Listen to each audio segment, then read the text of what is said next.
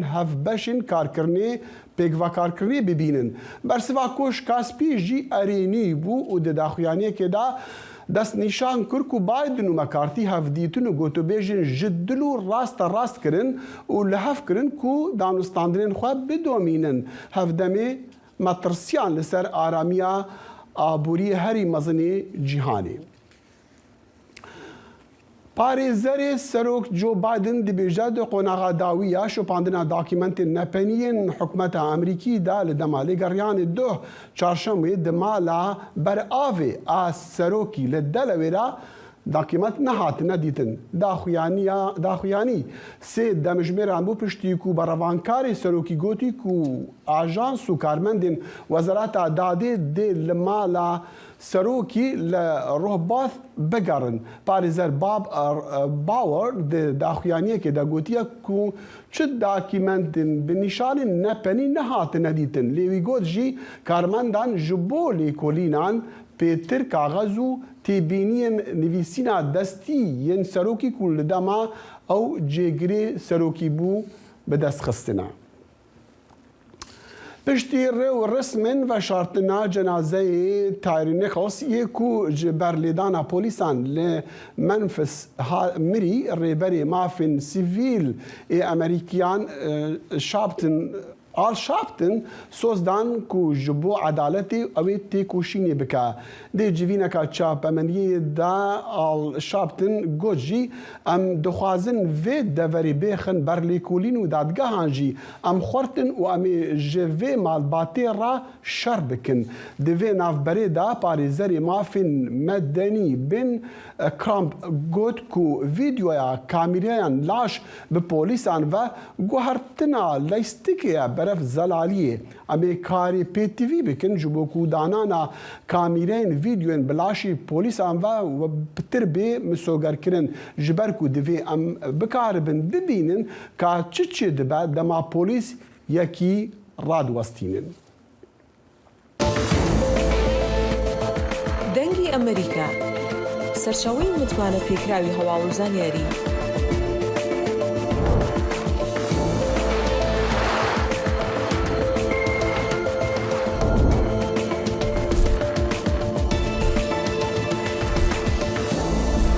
لە ماڵپەڕ و تۆڕە کۆمەڵایەتیەکانی دەنگی ئەمریکاوە ئاگاداری هەواڵ و گۆڕانکاریەکانی جیهان بە.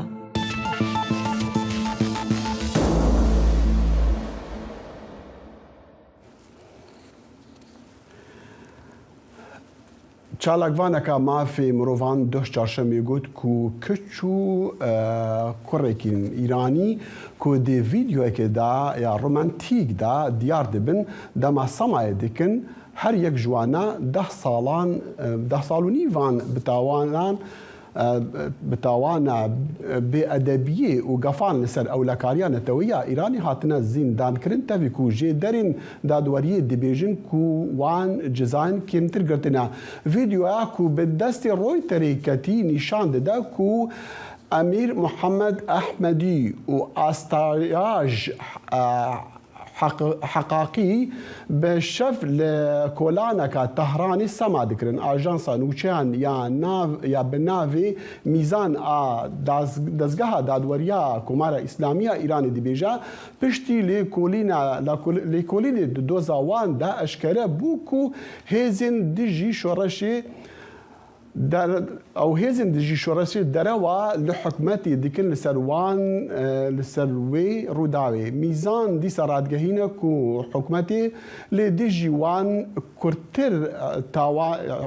جزا و تاوان لەسەروان دانینە. میزان دیسە ڕادگەهینە و هەر یەک جوانە دۆستین هەروان دوو دۆستین خۆرت ji ber بێڕەفتاریê لە دژی ئەولەهیە نەتەوەیە ئیرانê 5 سال hatine zîndankirin.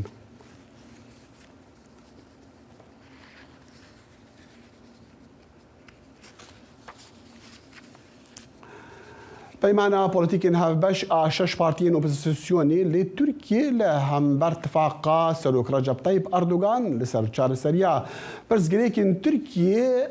li hev hatine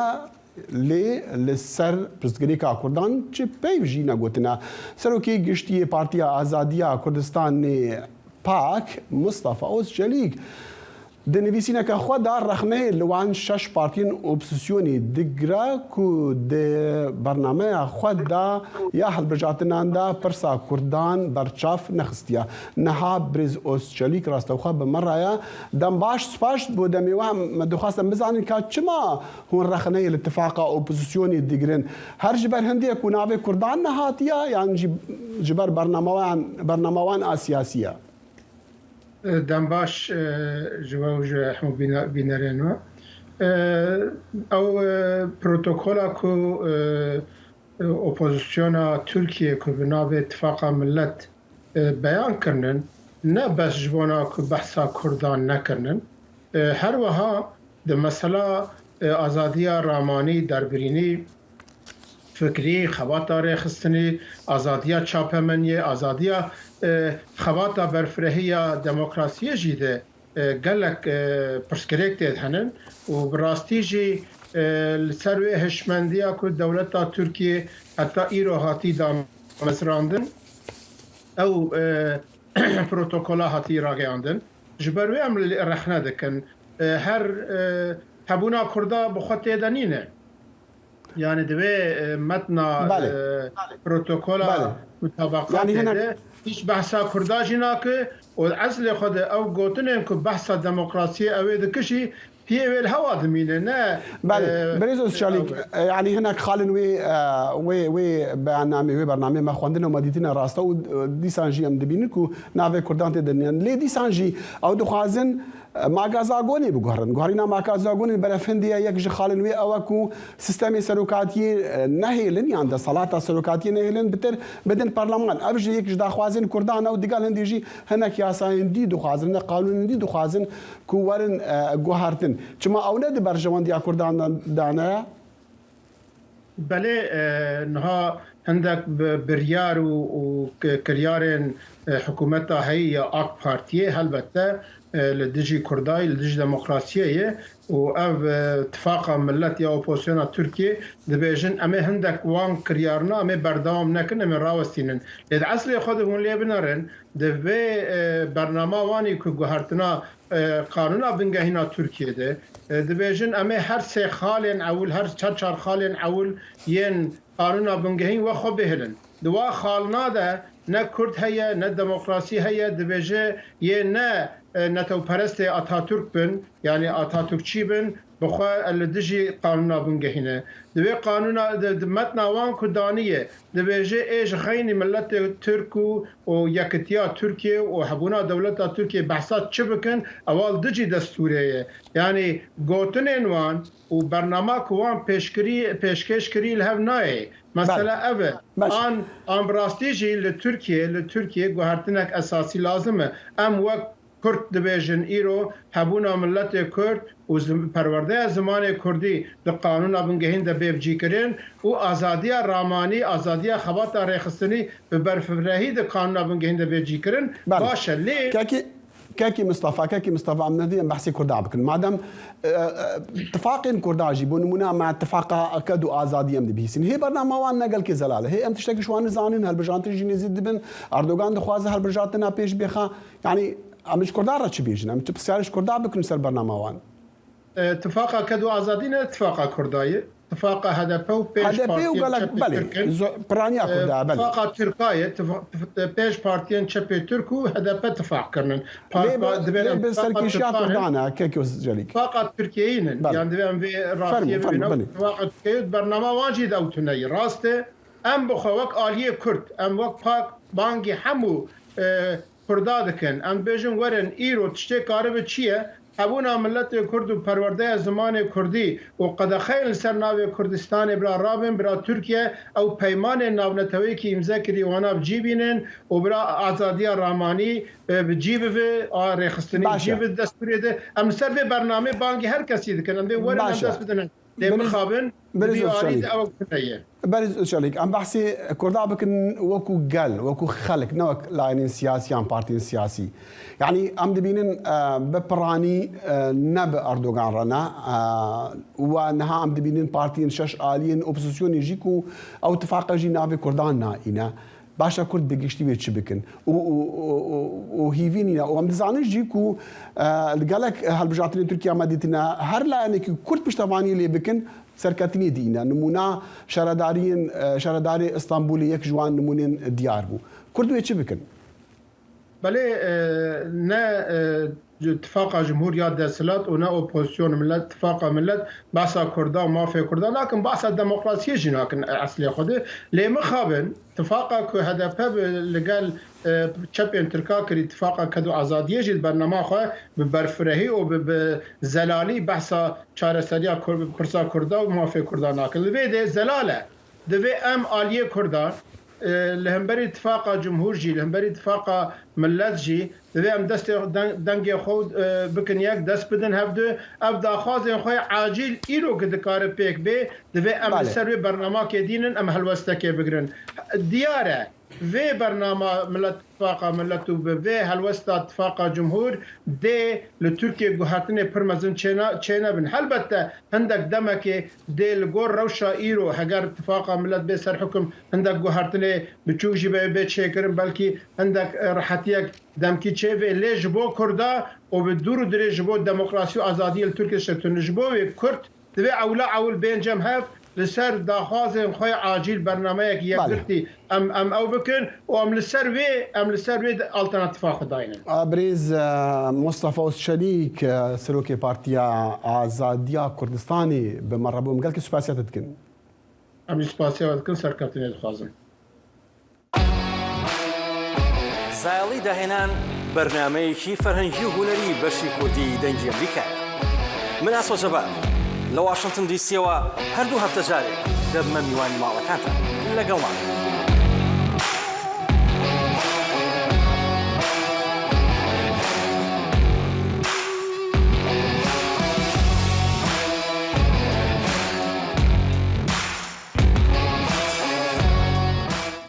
سروکی کمپانیای نوتی بسرای عراق دوره چهارشنبه به آژانسی رویترز راگەیان پێشبینی دەکاتن قەتەر بەڕێژەی لە سەدا 25 پشکەکانی کۆمپانیای تۆتال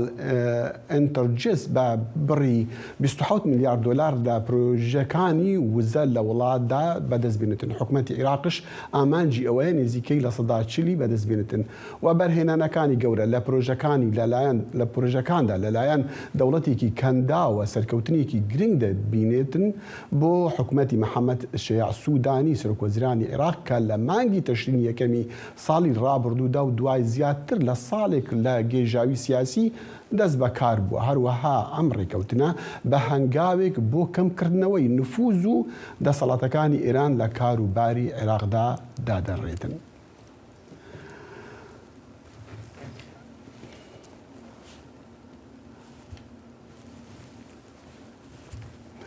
دەنگۆی ئەوە هەیە کە دادگای فدرالی عێراق مشتومڕ لەسەر سکاڵایەک دەکاتن سەبارەت بە دەستوربوونیان نادەستوربوونی بڕیارێکی پەرلەمانی هەرێمی کوردستانی عێراق لە کۆتایی ساڵی ڕابردوودا بۆ درێژەکردنەوەی ماوەی کارکردنی. ڕەنگە بڕیاری دادگا گرژیە سیاسیەکانی نێوان هەولێر و بەغدا قوڵتر بکاتن. پێش چەند ڕۆژێک داکتەر یوسف محەممەد سەرۆکی پێشووی پەرلەمانی کوردستانی عێراق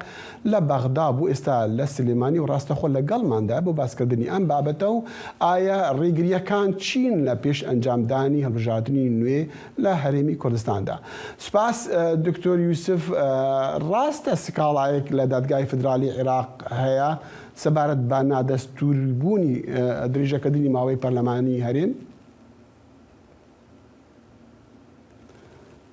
سپاس بۆیە و ڕێز بۆ بینەران و بیسەرانی دەنگی ئەمریکا. بەڵێ تەنها یەک سکاڵە نییە لەسەر ئەو یاسایی لە پەرلەمانی کوردستان دەرچووە بۆ درێژکردنەوەی ماوەکەی خۆی، بەڵکو 4 سکاڵە لە دادگای سکاڵاش نین داوان لە دادگای باڵای ئیتیحادیە عێراق تۆمار کراوە کە یەکێک لە سکاڵەکان بەندە تۆمارم کردەوە لەسەر دەستوری بوونی ئەو یاسایی کە لە پەرلەمانی کوردستانەوە دەرچووە بۆ درێژکردنەوەی ماوەی دەسەڵاتەکانی هەرێمی کوردستان لانی کەم بۆ ساڵێک. کەواتە ڕاستە باش ئەگەر دادگای فدرالی بڕیاریدا کە ئەو هەنگاوە نادەستوریە چی دەبێت لە هەرێم بە تایبەتی؟ ئەو کاتە درێژکردنەوەی ماوەی پەرلەمان نادەستوریە بێت و ناشەرعیە بێت و پەرلەمانی کوردستان دەبێت لە کار بکەوێت و هەر یاسایەک دەربکات نادەستوریە بێت و دەسەڵاتەکانی تری هەرێم ئەگۆڕێن بۆ دەسەڵاتی کاربڕێکرد تا و کاتی هەڵبژاردنێکی نەزیه و بێ دکتۆر یوسف لە ڕەنگڕێژی دەسەڵاتەکانی عێراق هەرێمی کوردستان ئەکرێتەوە. باشە دکتۆر یوسف دەمویست ئەوە بپرسم هەر بابەتی هەڵبژاردنەکان بۆ هەڵبژاردنەکانی پەرلەمانی هەرێم لە کاتی خۆی دەنەکران؟ کەچی دەبەرەوەی ئەم دەسەڵاتی هەموو کێشەکانی گرفتەکانی عێراق لە عێراق کرا. فەرموو. لەبەرەوەی ئەم دەسەڵاتی هەرێمی کوردستان دەسەڵاتێکی دیموکراسی نییە، ئەوەی لە هەرێمی کوردستان هەیە دیموکراسیەکی ڕوتوشە وەگەرنا سەیری کە لە 92 تا ئێستا لە 1992 تا ئێستا یەک هەڵبژاردن لە هەرێمی کوردستان لە کاتی خۆیان ئەنجام نەدراوە و هەمیشە هەوڵێەوە دراوە دەسەڵاتەکان یعنی تەمدید بکرێن تەنانەت بە سەرۆکی هەرێمیشەوە، یعنی ئەو گرژەی کە لە 2015 دروست بوو بەهۆی ئەوە بوو کە مەسعود بارزانی کە ئەو کاتە سەرۆکی هەرێمی کوردستان بوو 2 ساڵی بۆ تازەکرا بوویەوە ئەویست هەر بەردەوام بێت لە پۆستەکەی. بۆیە یعنی سیستمێکی دیموکراسیمان تەواو عیارمان نییە لە هەرێمی کوردستان تا بڵین کە ینی هەڵبژاردنەکان لە کاتی خۆیان ئەنجامەدات و ئەوەی تری هەمووی بڕۆبیانوە لە ڕاستیە منەمەە ئەو بۆ بینەر و بیسەری ئێوە ڕوون کەمەوە کە ئەنجامدانی هەڵبژاردن بە تەنیا لە کاتی خۆیان ئەوە ناکاتەوەی کە دیموکراسی تەڵانێ مەشەڕ بۆواکەین کە هەڵبژاردن لە کاتی خۆیان بکرێ، بەڵام تەنها ئەمە شەڕەکە نییە. هەڵبژاردنی نزیه و بێساختە و گۆڵ بێت و لە هەمان کاتی شاپێویستە کات هێزە چەکدارەکان لە ململانە سیاسیەکانە بەشداری نەکەن. یعنی ئێمە گەر چیمان کرد بە چی ئەگەر ڕۆشتین هەڵبژاردنیشمان ئەنجامدا هەڵبژاردنەکان ساختەکاری تیا کرا یان دوایی هێزێکی سیاسی بەهۆی ئەوەی کە هێزی چەکداری هەیە نەتیجەی هەڵبژاردنەکان قبول نەکات. بۆیە پێویستە کات هێزە چەکدارەکانی هەرێمیش پێلایەن بکرێن لە ململانە توانین ئێمە باس لە دیموکراسی. دکتۆر یوسف ناکۆکی سیاسی هەن ئێمە دەزانین لە هەرێمی کوردستاندا و ئێستا نییە نوێ نین هەر چەندین ساڵە هەن، بەڵام هەندێ لایەن بۆ نمونە داوای هەڵبژاردن دەڵێن دەبێ هەڵبژاردنەکان بکرێن، هەندێکی دیکە دەڵێن زوویە یان هۆیەکانش ئەوەیە کە کێشی تەکنیکیکان هەن بۆ نمونە ئامارەکانی دەنگدەران نییە یان ئاماری ڕاست و درست نییە و هەندێک لایەنش وەکو گوتم سوورن لەسەر ئەوەی کە بە شێوەیەکی شەفاف شتەکان بکرێن، لانی دیکەش هەندێکیان دەڵێن نا دەبێ ئێمە هەڵبژاردن بکەین. یعنی حەزەکەم بزانم کێشەی ئەوەی کە هەڵبژاردنەکان لە هەرێمی کوردستاندا نەبن سیاسین یان تەکنیکین؟ هەردووکین، هەم سیاسیە هەم تەکنیکیە. یعنی ئەم سوڵتەی لە هەرێمی کوردستان هەیە بە هەڵبژاردنی نەزیه ڕازی نابێت، چونکە ئەزانێ زۆرینەی هەرە زۆری خەڵکی کوردستان ئەم سوڵتەیە قبول نییە و باشترین بەڵگە بۆ ئەوەی کە خەڵکی کوردستان ئەم دەسەڵاتی لە هەرێمی کوردستان قبول نییە دابەزینی ڕێژەی بەشداری هاوڵاتیانە بە بەردەوامی لەو هەڵبژاردنانەی کە کرێن. مەسەرەن هەڵبژاردننی بۆ نمونە هەڵبژاردننی 2009 لە 1970 خەڵکی کوردستان بەشداری تیا کردووە، بەڵام هەڵبژاردننی دو هەڵبژاردننی ئەنجومەنی نوێنرانی عێراق لە هەرێمی کوردستان لە 36 خەڵک بەشداری تیا کردووە. کامەش زۆربەی هەر زۆریشی ڕەنگە بەشی زۆریشی تەنگی بەوانە نەداوە. بۆیە ئەو سوڵتەیە کە لە هەرێمی کوردستان هەیە بە هەردوو جەناحەکەی ئەزانن متمانی خەڵکیان لەدەستیاوە و ئامادەی هەڵبژاردننی نەزیهنی و ئەوەشی کە مەسەرەن ئێستا مەسەرەن پارتی گوێمان لێ بێ کە ئەڵێ بێ هەڵبژاردن لە کاتی خۆیان بکرێ، پارتی ئەوێت هەڵبژاردن لە هەرێمی کوردستانە بە مەرجەکانی ئەو بکرێ، واتە هیچ شتێک لە هەرێمی کوردستان گۆڕانکاری بەسەرانەیە تەزویر لە هەڵبژاردنەکان ئەگەر کرا ئەبێت تۆ نەتیجەکەی قبول بکەی و تەنانەت ئەگەر نەتیجەکەش بە شێوەیەکی تر بوو پارتی بەدڵی نەبوو بتوانێت هەولێردا بخە. ینی باشە ئێمە چۆن بتوانین بڕوا بەوە بکەین کە دیموکراسی لە هەرێمی کوردستان هەیە کە پارتی هەر کەسێک ڕازی نەبێت لە بیرروڕاکانی هەولێری لێ قەدەغە بکات. بۆیە بەڕاستی ئێمە پێویستمان بە ئاساییکردنەوەی کۆی دۆخی هەرێمی کوردستان هەیە و پێویستمان بەوە هەیە کە سیستمێکی دیموکراسی بنیاد بنین وەگەرنا بەو بەو شێوەیە کە هەڵبژاردنەکانی پێشوو کە بینیمان ئەوە دیموکراسی نانەکەەوە کەڕاستیەوە بۆ وەڵامی ئەو پرسیارەشتەکانەی چۆن کەواتە مەبەست ئەوەیە گۆڕانکاری لە سیستەمی هەڵبژاردن و لە یاسای هەڵبژاردنە بکرێ بۆ ئەوەی بتوانێت زیاتر دیموکراسی بێ؟ بەڕێزم بەڕاستی من پێم وانییە کە کێشە زۆر لە یاسای هەڵبژاردن یا لە سیستمی هەڵبژاردن بێ. هەموو سیستمەکانی هەڵبژاردن لە دنیای چاکی و خراپی خۆیانیان هەیە. کێشە لەوەیە کە کێ دەنگەدا و کێ ژمێرێ و چۆن دوای نەتیجەکەی قوڵەکرێ. ئایا ئەگەر ئێمە ئێستا بچینە ململانەیەکی هەڵبژاردنەوە هێزی چەکداریان هەبێ و لە ڕێگەی هێزە چەکدار و هێزە ئەمنی و هێزە مخابراتەکانیان وەزەخت لە خەڵک بکەن ئەوە چ دیموکراسیەکی پێڵێن. ئەمە مشکلەکەیە. ئەوە مشکلەکەیە کە خەڵک کێنراون لە تورکیا، لە سووریا، لە ئێران کارتی دەنگدانیان بۆ پڕکردوونەتەوە یەن بەشداری لە هەڵبژاردنەکان کەواتە مشکلەکەیە کە دەنگی دووبارە و سێبارە و ئەوە ئەکرێت. کەواتە هەڵبژاردن بکرێش هەر هەمان شێوە دەبێت چارەسەر هەیە. ئەگەر هەڵبژاردن بەو شێوازانی ڕابردوو بکرێ هیچ نەتیجەیەکی نابێ و خەڵک نەماوە. بەڵکو ئێمە پێویستمان بەوەیە ئەم نظامی حکومڕانی هەرێمی کوردستان بگۆڕین بۆ نظامێکی حکومڕانی تەندروست چونکە لە هەموو ڕوەکانەوە بەڕاستی فەشەلی هێناوە. خۆزگا کاتمان هەم باسی ئەو سیستەمە کە تۆ پێشنیازەکەی بکەین دکتۆر یوسف محەممەد سەرۆکی پێشووی پەرلەمانی هەرێمی کوردستان عێراق زۆر سوپاسی جەناب دەکەین. دەنگی ئەمریکا جافکانیەکە پێباوەریان و چاو ئاگاهیان.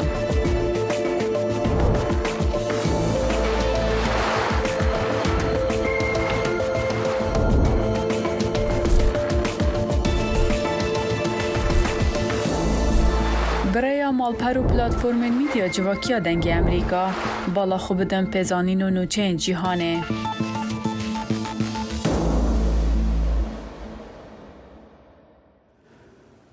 دوه وەزارەتە دەرڤەیە ئەمریکی پارێزەری کورد بەشدار حەسەن ئیسماعیل بە خەلاتێ بەڕەوانین مافێ مرۆڤانی ساڵە 2022 خەلاتکردنها ئەو میێوانێ باڵن ساڵح و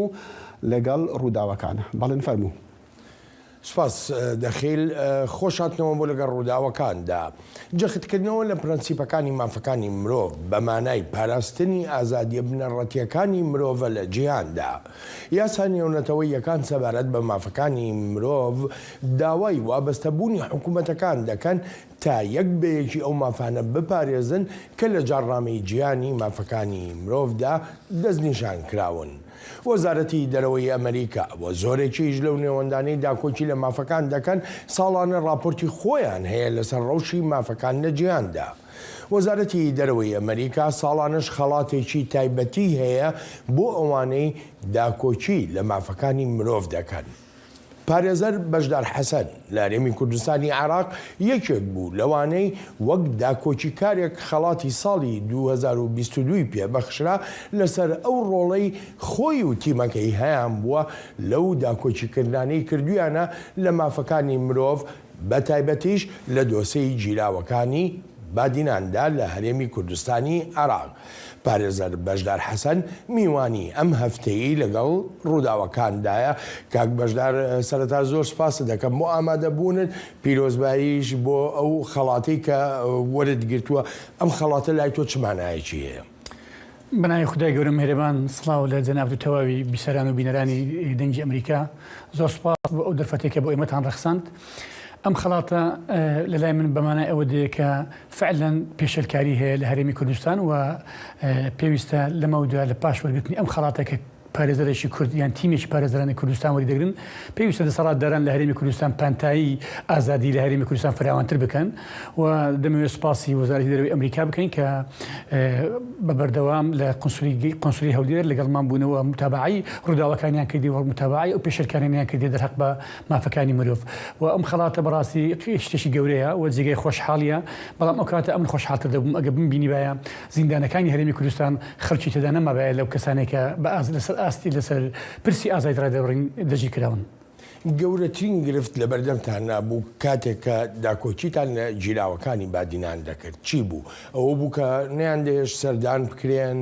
یاخود لێدوانی گەورە کاربەدەستان زیاتر ڕۆڵی هەبوو لە بڕیاری دادگادا و بوو بە تەگەرەیەکی گەورە لە بەردەم کاری ئێوەدا. طبعا تەگەرە زۆر هەبوو عائق هەبوو لە پێشمان لە بەردەم تیمی پارێزەران یەک لەوانە مەسەلەن هەر زیندانێک لە کاتی دەژیرکردنی لێ هەیە لە قۆناغی لێکۆڵینەوە تا دەگاتە قۆناغی دادگایکردنی پارێزەی لەگەڵ بێ هیچێک لەو زیندانیانەی بادینان ئەو چالاکوان و ڕۆژنامە نووسانەی کە دەژیر کراون لە قۆناغی لێکۆڵینەوە پارێزەریان نەبووە و ڕێگەیان نەداوە ئەسڵەن بیان بینین و تەنها بۆ خوێندنەوەی دۆسیەکانیان تا ڕۆژی دادگایکردن ڕێگەیان نەدا دۆسیەکان بخوێنینەوە و ئێمە لە ناو دادگا وەختێک مامەگرت سعاتێک وەرمانگر بۆ بچین دۆسیەکانیان بخوێنینەوە بۆی کۆمەڵک گیرگرفت هەبوو بەداخەوە دەسەڵاتداران بە تایبەتی دەسەڵات و هێزە ئەمنیەکانی هەرێمی کوردستان ڕێگەیان نەدەدا. بۆچی دەسەڵات و هێزە ئاسایشیەکان دادپارێز لە هەرێمی کوردستانی عێراقدا بە تەواوەتی پێیان دادەگرت لەسەروی ئەم دۆسیانە پەیوەندی هەیە بە سیخڕایەتیکردن و بەم جۆرە بابەتانەوە هۆکارەکە چی بوو؟ ینی ئەم گەنجانە کە گیران لە شاری دۆک دەگیرێن بەڵام لە شاری هەولێر دادگایی دەکرێن تەنانەت بەر لە دادگاییکردنەکەش سەرۆکی کابینەی نۆ لە دوانێکی ڕۆژنامەوانیدا ئاماژە بەوە دەکات دەڵێ ئەمانە سیخوڕن ئەمانە کاری خراپیان کردووە بۆچی ئەم هەموو سووربوونە هەبوو لەسەر ئەوەی سیخڕایەتیان بەسەردا بسەپێنرێ؟ ئەجا خۆی لە خۆی لە لێدوانەکەی بەڕێز جەنابی سەرۆکی حکوومەت بەر لە ئەوەی کە دادگا قەزێکێک لە بکاتەوە و خۆی لە خۆیدا دەستێوەردان لە کاروباری دادگا چونکە ناکرێت و کەسێک متهم بکێشتان دەرگایی نەکراوە ئەوە خاڵێکی تر ئەمانە هیچ کارێکی سیخۆریان نەکردو بە هیچ شێوەیەک و هیچ بەڵگە و دیکۆمنتێک نییە SMS-ێک پەیوەندێکی تەلەفۆنی کەسێکیان بینی بێ تەنها هەموو ئەو بەڵگانێک کە دەستگا ئەمنیەکان و دادگا پشتی پێبەستە لەسەر سزادانی ئەوانات مخبر سڕیە مخبر سڕی ئەستن لە عێراق هەر باوی نەماوە دەبێت ئێستا لە عێراق مخۆی شتێک نییە بەنای مخبر سڕی دەبێت دوو شایەت بە چاوی خۆی ببینی ژێلێ بوی کە ئەوانە بە تەمای کاری سوخڕین یان ئەوەتە دەبێت ئاعترافەوی تاوان چۆن ئیسبات دەبێت لەسەر متهم یان دەبێت ئاعترافی هەبێ یان دەبێت دوو شایەت هەبێ دوو شایەت نییە ئاعتراف نییە تەنها مخبر سڕی بۆیە سەد لە بەری تۆمەتەکان هەمووی بێبنەما بوون و خۆشیان قەنەعەتیان ئەسڵەن بڕیارەکەنەوە بەڵام بڕیارەکە بڕیارێکی سیاسی بوو بەداخەوە دادگاکانی هەرێمی کوردستان کەوتونەتە بەرمەترسی مەترسی ئەوەی کە بڵین سەروەری یاسا بە تەواوەتی پێشێل کرا؟ بەڵێ بەوان ئێستامە هەمومان لە مەترسی ئەوە دێنە کە دادگاکانی هەرێمی کوردستان سەر بە خۆیان ڕزداوە کاک بەشداریەکی لە پرسەکانی تر ینی هەر وەکو لە سەرتاشە ئاماژەمان پێکرد پرسی مافەکانی مرۆڤە زۆر دەمێکە ڕێکخراوە نێونەتەوەییەکان ڕێکخراوە خۆجەییەکان لە هەرێمی کوردستانی عێراقدا تەنانەت راپۆرتەکانی وەزارەتی دەرەوەی ئەمریکاش ئاماژە بە پێشەلکاری ئێجگار گەورەی مافەکانی مرۆڤ دەدەن بەڵام لە بەرامبەردا حکوومەتی هەرێمی کوردستان لە ڕێی چەند وتەبێژێکیەوە ئاماژە بەوە دەکا کە ئەمانە هیچیان دروست نین ئەم هەواڵان پێشلکردن نییە بە پێچەوانەوە ینی دانێت دیمەنێکی با بڵم جوانتری هەرێمەکە پیشان بدەن نوکوڵیکردن لەوەی کە پێشەلی مافەکانی مرۆڤ هەیە بەڕای جەنابەت وەها دەکا کە بڵین نا ئەم حکوومەتە یاخۆ ئەم دەسەڵاتی کە لە هەرێمی کوردستان هەیە توانای ئەوەی نەماوە کە بەرنامە ڕێژیەک بکە بۆ چاکسازی بە تایبەتی لە بواری مافەکانی مرۆڤە؟ مامۆستا بەڵێن ئەمن پێم وایە ئێستا کار و ئیش و کاری حکوومەت لە ڕێگەی ڕێسپاردنی دۆڕتەکان تەنها بوویتە وەڵامدانەوە لە جیاتی ئەوەی ئەوەندەی وەڵامی ئەو بەیاننامانەی وڵاتانی ڕۆژئاوا و ئەمریکا و نێت دیبلۆماتیەکان ڕێکخراوەکانی مافی مرۆڤ بداتە ئەوەندە خۆی بەوەی سەرقەڵ کردووە خۆ باشتر بە پیل داواکانی خەڵکی کوردستانەوە بچیتن ئازادی لە هەرێمی کوردستان زیاتر فراهم بکاتن دیارە ئەو کاک بەژار بۆ نایکە بابەتەکە لەسەر ئەوەیە ئەوانە ڕخنەیان قبوڵ نی چێشەکە لەوەیە یعنی ئەمن دەبێت شتێک بڵێم ئیمامی عومەر بە گەورەی خۆی دەرێ رحم الله من ئەهدی ئیلەی عیوبی باش ئێوە چین کە ناقبوڵ ناکەن خەڵک ڕخنەتان لەبگری گەندەرێکە ئەوەندە زۆر بووە پێیان وایە ئەگەر بە ڕخنەیەک لە فەیسبوک یان لە نووسینی ڕۆژنامە نووسێک پێیان وایە بۆی ماوەی حکومڕانیان بەرەو کەمبوون دەچێتەوە دۆسەی گیراوەکانی بادینان چەندە پەیوەندی هەبوو بە ئازادی ڕادەربڕینەوە 100% پەیوەندی بە ئازادی ڕادەربڕینەوە هەبوو هیچ ئەوانە هیچ تاوانێکیان ئەنجام نەداوە مەسەن لە بۆ نمونە مامۆستا بەڵێن ئەو بەڵگانێک ئەوانە پشتیان پێبەستا بوو دەڵێ ئەوانە چەکدار بووینە ئەمەش داوامان لە دادگا کرد فەرموو چەکێک بین ئەگەر دەژیر کراوە وەکو مەبروزی جورمی تاپڕێکی ڕاوکردنیان هێنابوو لەسەر مێزی محکەمەیاندانا بۆ جێگای پێکەنینی هەموو دانیشتوان و لەو کاتە نوێنەری قۆنسولیای ئەمریکا لە ژوورەوە بوو، یۆنامی لە ژوورەوە بوون، پەرلەمانتارانی کوردستان لە فراکسیۆنە جیاوازەکانی لە پەرلەمان لە ژوورەوە بوون، ئێمە بتیمی پارێزەران داواکاری گشتی خۆیان ناو هۆڵەکە تقریبا بۆ پێکەنینێک. بۆیە هیچ پەیوەندی بە ئەو مۆزوعە تەنها ئەوەندەیە ئازادی ڕادەبڕین بۆ هیچ ئۆتۆمەتانێکی ئەوان خسووتیانەتە پاڵ ئەو ڕۆژنامە نووس و چالاکۆنا دوورن لە ڕاستی و هیچ بنەمایەکیان نییە. فشاری دەرەکیە بوو لەسەر دادگا نەک لەسەر دادگانی لەو دۆسەیە بەگشتی دۆسەی جیراوەکانی بادینان بەڵێ ئەگە فشاری دەرەچینە بە ئەوانە بدانرا بوو بە پێ ئەو زانیارانی ئەمامە ودایان نەبوو هەر یەکە چەند 15 ساڵیان حکم بکەن، بەڵام پاش ئەوەی ئەمە بەر لە دادگایکردنەکە دوای دادگایکردنەکەش ئێمە سەردانی قۆنسولی ئەمریکا و یۆنامی و وڵاتانی ئەڵمانیا، فەرەنسا، بریتانیامان کرد تێمان گەیاندن کە بابێتێکی لەو شێوەیە لەگەڵ ئارادایە ئەوان فشاریان کرد و بەیان ناماندر کرد و زەختیان کرد، ئیتر بۆ 6 ساڵ دوای لە 6 ساڵە کاتە 3 ساڵ دواتر 2 ساڵ و 1 ساڵ خەڵکێکی یەکجار زۆریان حکم کرد بەداخەوە. چی بکرێ باشە کاک بەشدار بۆ چاکردنی ڕەوشی مافەکانی مرۆڤ؟ ئایا ئەمە ئەرکێکە هەر تەنها لە ئەستۆی دەسەڵاتدارانە یاخو کۆمەڵگەی سڤیلیش لە هەرێمی کوردستانی عێراقا پێویستە ڕۆڵی تەواوی خۆی بجێڕێ؟ بەتاکید کۆمەڵگەی سڤیل و ئەوانە ڕێکخراوەکانی مجتەمەعی مەدەنی هەموو دەوری خۆیان هەیە و پەرلەمانتاران کە دەستگایەکی تەشریعیە ئەو دەتوانین ڕۆڵ ببینی لە تعدیلکردنی ئەو یاسایانەی کە هەیە و هەروەها خاڵێکی تریش ئەویش ئەوەیە سەربەخۆی بوونی دادگاکان. ئەگەر دادگاکان سەربەخۆ بن ئەوانە ناتوان ئۆتۆمەتانە بەکەیف خۆیان لە ڕێگەی مخبر سەرری ببەخشنەوە سەر ئەو چالاکۆن و ڕۆژنامە نووسانیان ئەو ڕخنەگرانێکە لە هەرێمی کوردستان هەن. من زۆر جار لە چالاکوانانەوە دەبیستم کە دەڵێن سەروەری یاسا بە هیچ شێوەیە ئامادەی نەماوە لە هەرێمی کوردستانی عێراقدا. بەزەمێ ئەوە لە زاری جەنابتەوە ببیستم ئایا نەهێشتنی سەروەری یاسا کارێکە بە بەرنامە دەکرێ یا لە کەم و کوڕی و لە کەم تەرخەمیەوەیە؟ نەخێر بە بەرنامەیە ئەوان دەیانەوێت هەموو شتێک بکەوتە هەژمونی خۆیان. مەسەن لە بۆ نمونە لە ماوەی ڕابردوو لە یەک لە کەناڵە ڕاگەاندنەکانی هەرێمی کوردستان یەکێک لە سەرۆکی حیزبەکان وتی دادگا چییە؟ من حساب بۆ دادگا ناکەم. ئەوە نیشانەی ئەوە ئەگە سەرۆکی حزب کە یەک لە فراکسیۆنە هەرە بەهێزەکانی ناو پەرلەمانی کوردستان بی ئەوە ڕئیوی کە حساب بۆ دادگانەکە ئایا هاوڵاتی چ متمانەیەکی بە دادگا دەمێنێت؟ کەواتە دادگا بۆتە ئامرازێک بۆ تەنها سزادانی خەڵکی هەژار و بێپشت. زانیاری زیاترم دەرێ کاک بەشدار. مزانیاری زیاتر ئەمە بەدەیان متهم هەنا خەڵک هەیە ئەمری قەبزی هەیە فەرمانی دژیکردنی هەیە لە خۆپیشاندانەکان دەست تێوەگڵاوە دەستی هەبوو لەسەر کوشتنی خۆپیشاندەر ئەوانە هەمووی متهم من ئەمری قەبزیان هەیە بە پێی مادە 6 کە سزایەکەی تا لە سێدارەدانە بە پێی قانونی عقوباتی عراقی. ئەوانەی کە نایەنە بەردەم دادگا حساب بۆ دادگا ناکەن ئەو بەڵگەی لەسەر ئەوەی کە دادگا تەنها بۆ خەڵکی فەقیر و هەژارە. لە نێوان هەردوو زلێزەکەی دەسەڵات لە هەرێمی کوردستانی عێراقدا پارتی دموکراتی کوردستان و یەکێتی نیشتیمانی کوردستان دیاردەیەکی سیر هەیە.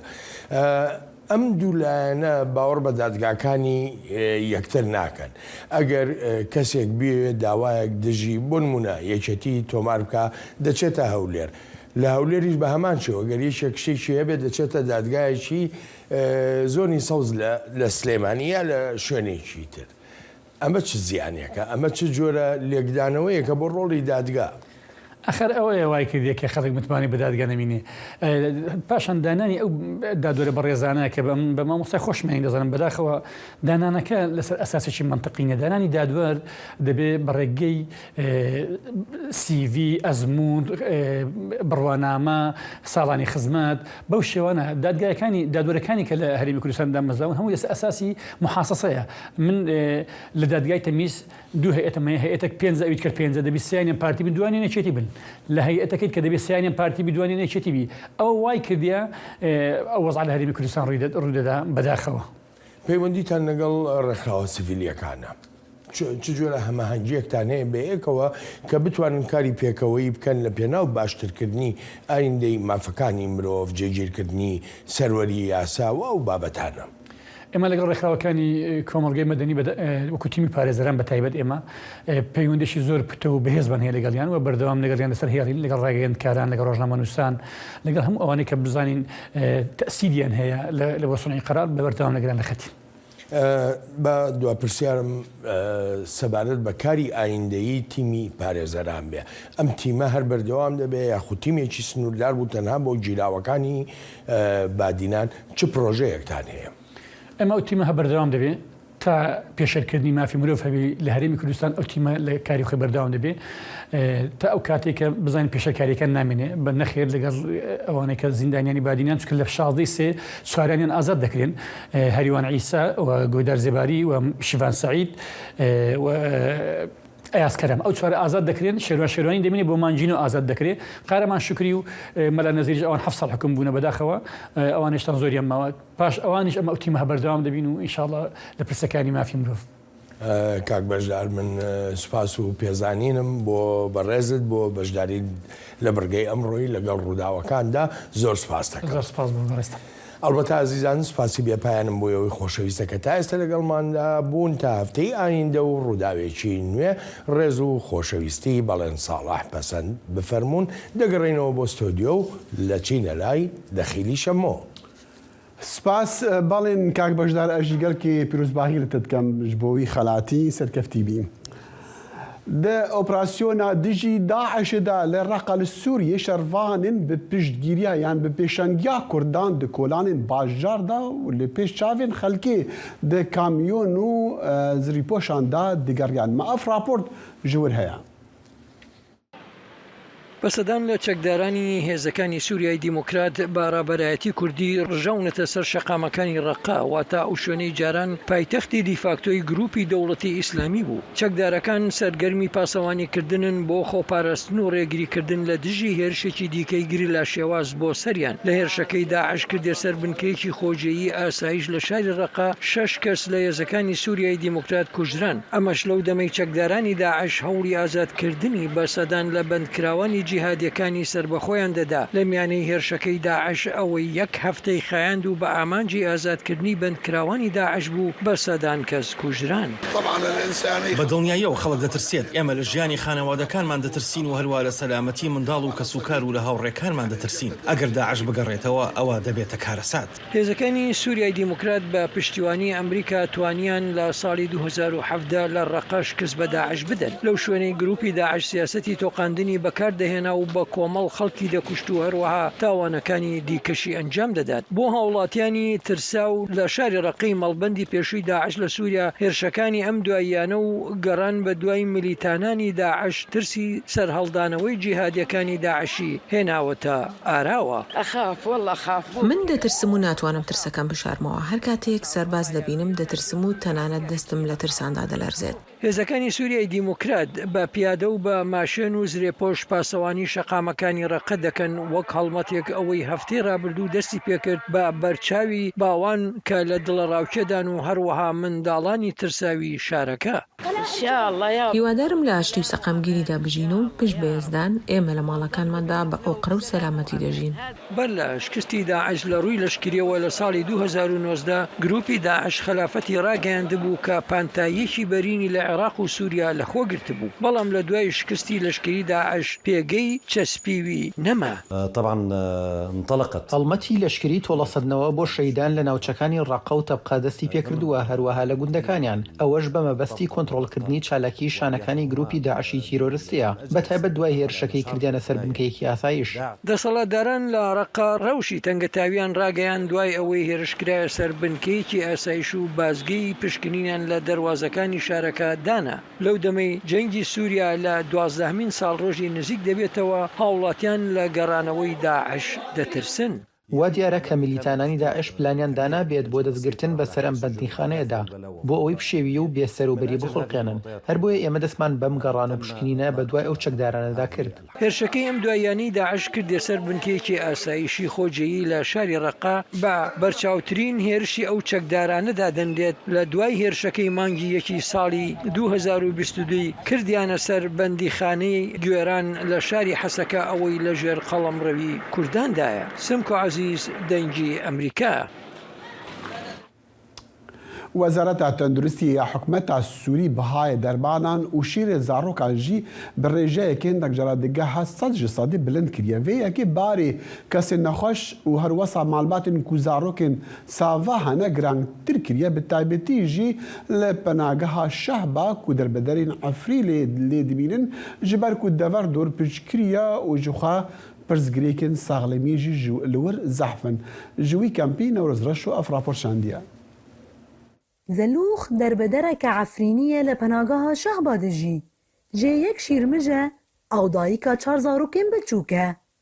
زحمتین جیانا دربدربونش بوناوی نتنی سرمایه زوستانه او نبونا شوتینه لی نخاشین دم سالی او پرزگریکا پیدا کرنا درمانان کو پر بها بونه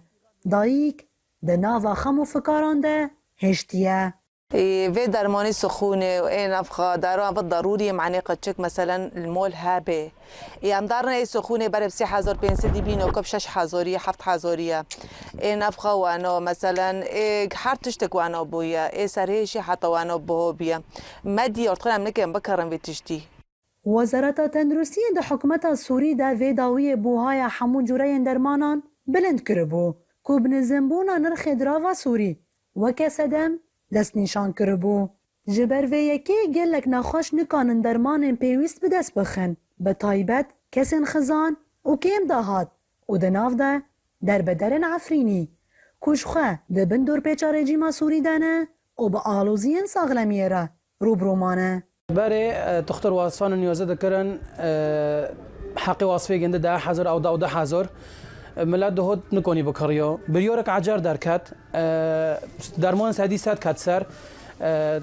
هنک سادی شیس کت سر وی واسفه بری نکنی بکریو حق خود 10,000 نکو حق خود بیا 22,000 23,000 ملت تیک نو کرشونو داره پرزگریکا کوزلوخ وکه گلک در بدران پیرا روبرویه به بهابونا درمانان سینور دارنابه کو پیدا کرنا شیر زاروکانجی آستنگیان در دخه هرچی قاس کو کمیته تندرستی و هیوا سوریا کرد مقدار که شیر زاروکان به پره پیشکش دکه لیدیسا هندکه او تیریناکه وی میری چویه انا 6 قاطع دانمه معنی قچک دا خواستن 4 و وی میجی نبیلیه ورناته انا پر زحمتی جی تنابه انا وی می مثلا بکرنجی شیر ام نکن امکانیه و انا تنایم تیزانین کو بناسازی تندرستی لپناگاه شهبا کم باغه لو مجانا پرتر 100,000 دربدرن عفرینی لوی دوره او جپین سالان و روبروی پرزگریکن ساغلمیه کو دیسا بهابونا درمانان بارکیدن لسر زحمتی روشاوان زیده دکه نوروز را شدنگ امریکا شهبا شاهدان و روزنامه‌وانین آژانسا پیام فرانسی گوتنا کو اسرائیل صبح ایرو پنجشنبه ایریشن به فروکان کرنا سر ناوندکا کرت غزه چند مجمیران پشتی گرتنا یان ریگرتن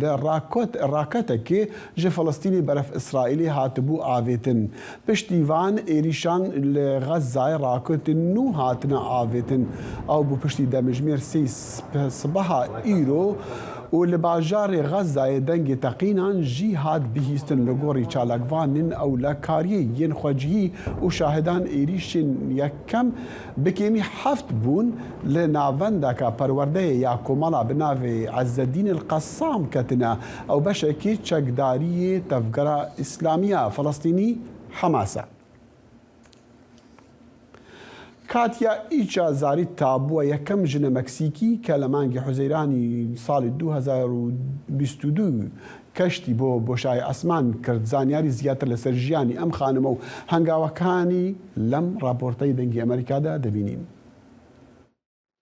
کاتیا ئێچازاریتا بوو بە یەکەم ژنی مەکسیکی کە گەشت بۆ بۆشایی ئاسمان بکات کاتێک لە مانگی 6 ساڵی 2022دا پەیوەندی بە فڕۆکەی پێنجەمی تیمی فڕۆکەوانیەوە کرد بلو ئۆریجنی جێف بێزۆس لەگەڵ ئەندامی تیمەکەدا کەوتەڕێ. کاتیا لە تەمەنی 26 ساڵیدا بوو بە گەنجترین ئەمریکی بە ڕەچەڵک مەکسیکی کە سەردانی بۆشایی ئاسمانی کردووە. ئێستا ئەو ئیشەکەی لە ناسا ڕاگرتووە بۆ ئەوەی کا لەسەر ئەو پرۆژە یاسایە بکات کە لە مەکسیک بۆ هەموارکردنی دەستور و دەرکردنی یاسای پێویست و بەرزکردنەوەی ئاستی پیشەسازی فڕۆکەوانی ناوخۆیی دەبێت. ئەو دەڵێت کۆمپانیا تایبەتیەکانی وەک سپیس ئێکس یان بلو ئۆریجن شوێنێکیان لە مەکسیک نییە بۆ نمونە بەبێ چوارچێوەیەکی یاسایی کە هەڵدانی موشکەکان ڕێک بخات.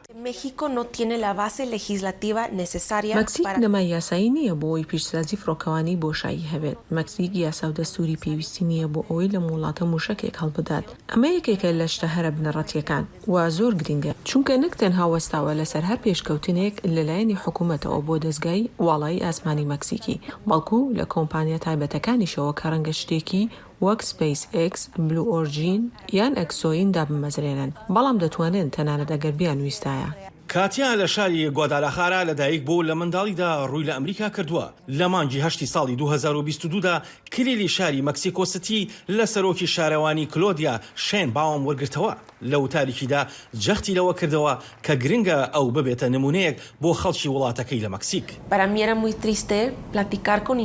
بۆ من قسەکردن لەگەڵ ئەندازیاران کە هەمان پلەی منیان خوێندووە جێگەی داخ بوو. ئەوانیش خەریکی چاکردنەوەی مۆبایل و ئامێری جلشۆردن و دەستبەرداری ئەندازیاری بوون. ئێستاش کاری فریاگوزاری دەکەن یان ئیشی تاکسی ئوبەر دەکەن. من لەم ڕاستی تێدەگەم. کاتی ئامێژوویەکی تۆمار کرد وەک یەکەم ژنە ئەمریکیەکی بەڕەچەڵک مەکسیکی کە بلیتی بۆشایی ئاسمانی بەدەستهێناوە. ئەو ئەندازیاری کارەباییە و ئێستاش تیمی مەدەنی کەشتی بۆشایی ئاسمانە لە تاقیقەی بەهێزکردنی وزەی فرینی فڕۆکەدا ڕاهێنەرە و ماوەیەک لەمەوبەر لە ناسا کاری دەکرد بەڵام ئەو دەیەوێت هێزی فڕۆکەوانی بۆشایی ئاسمانی وڵاتەکەی پەرە پێ بدات. ئاسۆ جەبار، دەنگی ئەمریکا. بێگومان خانمەکە وەسا جوان و ژیرژی مافەیە بگەتە ئاسمانە. هەر ساڵ لەوان ڕۆژان ئێزدی ڕوو دکەن پەرزگاها لاڵشی ji بۆ پیرۆزکردنا جەژنا چلێ زەڤستانی. کاوە عومەر پەیامەری دەنگی ئەمریکا لە مووسڵێ لە ور ئامادە بوو ئەفرابڕ شاندیان.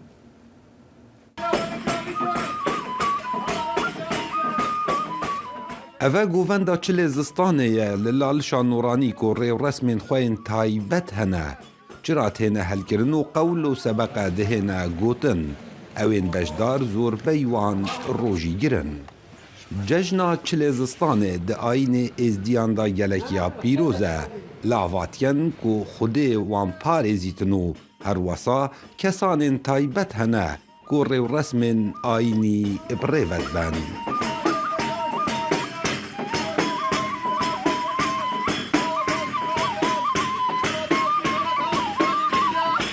عيدا چلي زلستانيش عيدا ازديايت كفنارا دس بيتكت البستوچاري مها دوازدا ابداويتي تنروجا دوي مها دو الفيدري او كسي حاضر دبتن دوان رسمادا كو بترياوان چلا گرن چونكي بوش بيجن عيدا چلي زلستاني چونكي باب شيخ جواتاوي و چي كسي ببتن صارترين چر روجا بروجي دبتن و بۆ ماوی دوو ڕۆژار ڕوسم تێنە گێران ژوان ڕێڕوسماژی سەماتێتە کێشان دووشەوە بەلا ڕەبیش قەدا و بەلا ڕەبیش قەدا و بەلایەتمە پسترینی کوچکێمەش قەدا و بەلا پسترینی Di baweriya olê êzdiyan da her kesê 20 salan çilê zistanê û çilê havînê rojiyê bigirît ew biheştiye û hesaba roja axretê li ser nîne. لك فخر الدين ودن كلتيني وهنجي وخاطرامتي بيني دلي شراغران عايشيني كوچلاگر فروجينا بشوي روجوان فطارنينا او فرز خوب جدينا چلاگر كسانت خود ناسين اوي چليت گرين 20 سالي دي چلي گرين 20 چلي هاويني و 20 چلي زوستاني دبتا چلچلا هر كسانت باوريا ازديادي ده هر كساني وان چلا بگرتن ماوي 20 سالي دا او انسانا حق و حساب آخرت سرنامینت. دیگل دماهیک روژا چل زستان اف ججنه دهیتا گیران لپرزگه لالشا نورانی. بابا شیخ و خلمتکار و مجاورین لالشا نورانی بجداری اوان ریو رسمان بون. دیگل گووندا دریکانی بریوت چو. کاوا عمر دنگی امریکا پرزگه لالش. پیروزباهی به جشن تبع خلکی دیکن هلبته امتین داویا برنامه ایرو یا کرد کنکشن حتی برنامه بیل روزا یک شنبه هر شادو بختور بن خدا حافظ.